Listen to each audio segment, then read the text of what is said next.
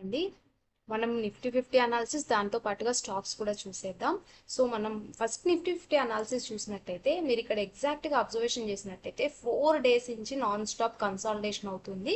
And ఈ క్యాండిల్స్ని కూడా మనం అబ్జర్వేషన్ చేసినట్టయితే ప్రతి క్యాండిల్ కూడా మీరు ఇక్కడ చూస్తే ఇండెసిషన్ క్యాండిల్స్ ఫామ్ అవుతూ ఉన్నాయి. ఇలా ఇండెసిషన్ క్యాండిల్స్ ఫామ్ అవుతూ మనకి ఒక రేంజ్ చేస్తూ ఉంది అని అంటే దగ్గర ఓన్లీ 200 నుంచి 250 పాయింట్స్ మధ్య రేంజ్లోనే క్రియేట్ అవుతుంది. కాబట్టి దాని హై అండ్ లోని మనం మార్క్ చేసుకొని ఎప్పుడైతే ఈ లో బ్రేక్ అవుతుందో 23,000 లెవెల్ బ్రేక్ అయిపోతే 22,361 లెవెల్ వరకు మొమెంటం చేసే ఛాన్స్ ఉంటుంది. లేదు మనకి ఇక్కడున్న 23,300 లెవెల్ బ్రేక్ అయింది అని అంటే ఇక్కడి నుంచి ఇక్కడ మనకి 24,000 లెవెల్ టచ్ అయ్యే ఛాన్స్ అయితే ఉంటుంది. బట్ ప్రస్తుతానికి మనం చూసినట్టయితే ఇది ఎటు మూమెంటం అయితే చేయడం లేదు. Because the decision of the war, ఆ వార్ ఏమవుతుంది, ఇరాన్ ఈ ట్రంప్ డెసిషన్స్ అనేవి ఫ్లక్చుయేషన్స్ అనేవి మార్కెట్లో చాలా హెవీగా ఉన్నాయి. సో మనం నిఫ్టీ ఇండిసెస్లో కూడా అబ్జర్వేషన్ చేసినట్టయితే ఒక్కొక్క రోజు ఒక్కొక్క రకమైన ఇండిసెస్ అనేవి మనకి పాజిటివ్ నోట్లో ఓపెన్ అవుతున్నాయి, సడన్గా నెగిటివ్ అయిపోతున్నాయి. సో మనకి ఏ స్టాక్స్ ఏవి ఎలా పర్ఫామ్ చేస్తాయి అనేది చాలా వోలటైల్గా ఉంది. కాబట్టి ఏవైనా మనము ఎంట్రీ తీసుకున్న స్టాక్స్ ఉంటే పర్ఫెక్ట్ స్టాప్ లెస్ అండ్ టార్గెట్ని మెయింటైన్ చేస్తూ మనం ఎంతైతే క్యాపిటల్ యూజ్ చేస్తున్నామో ఆ క్యాపిటల్ మీద 1% 2% అచీవ్ అయ్యామంటే ఎగ్జిట్ కావడం అనేది ఇంపార్టెంట్ ఇలాంటి సిచ్యువేషన్.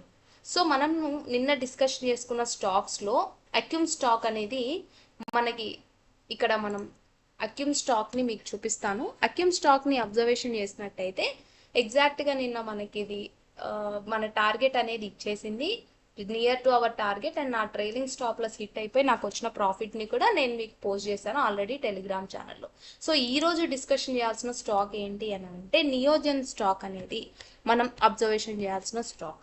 ఎందుకు నియోజన్ కెమికల్ స్టాక్ ఇంపార్టెంట్ అంటే ఇది మనకు ఒక రేంజ్లోంచి బ్రేక్అవుట్ అవుతూ మన క్యాండిల్ క్లోజింగ్ అయింది. అండ్ దాంతో పాటుగా ఇది కన్సాలిడేషన్ అవుతూ రేంజ్ బ్రేక్అవుట్ అయింది. కాబట్టి ఇక్కడ నుంచి అబోవ్ రెసిస్టెన్స్ లెవెల్ ఏదైతే ఉందో అక్కడి వరకు మూమెంటం చేసే ఛాన్స్ అయితే మనకు ఉంటుంది. సో ఇవన్నీ కూడా లెర్నింగ్ అండ్ ఎడ్యుకేషన్ పర్పస్ కోసం మాత్రమే మీ ఓన్ అనాలిసిస్ చేసుకొని ఎంట్రీ తీసుకోవాల్సి ఉంటుంది.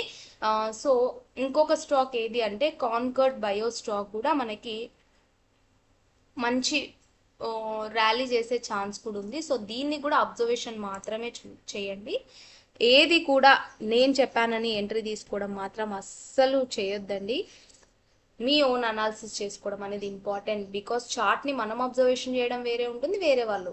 సో ఇక్కడ చూడండి, ఒక రేంజ్ నుంచి బ్రేక్అవుట్ అవుతూ క్యాండిల్ క్లోజింగ్ అయితే అయింది. సో ఇక్కడ నుంచి అబోవ్ రెసిస్టెన్స్ ఏరియా ఎక్కడి వరకు అయితే ఉందో అక్కడి వరకు మూమెంటం చేసే ఛాన్స్ అయితే ఉంటుంది.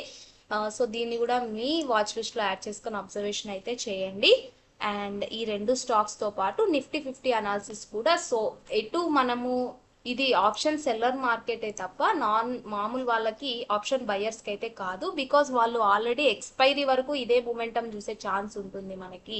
కాబట్టి అబోవ్ మనకి మూవ్ కాలేదు, డౌన్వర్డ్ మూవ్ కాలేదు. ఇది 21 EMA నేను మూవింగ్ యావరేజ్ ఏదైతే యాడ్ చేశానో అది 21 moving average. So 21 moving average కన్నా అబోవ్ ఉన్నప్పుడు కొద్దిగా మనం బుల్లిష్ మూమెంటంని ఎక్స్పెక్ట్ చేసే ఛాన్సెస్ అయితే ఉంటాయి. So thank you so much for watching my video till the end. ఏమైనా డౌట్స్ ఉన్నా కమెంట్స్ చేయండి, తప్పకుండా రిప్లై ఇస్తాం. Thank you so much.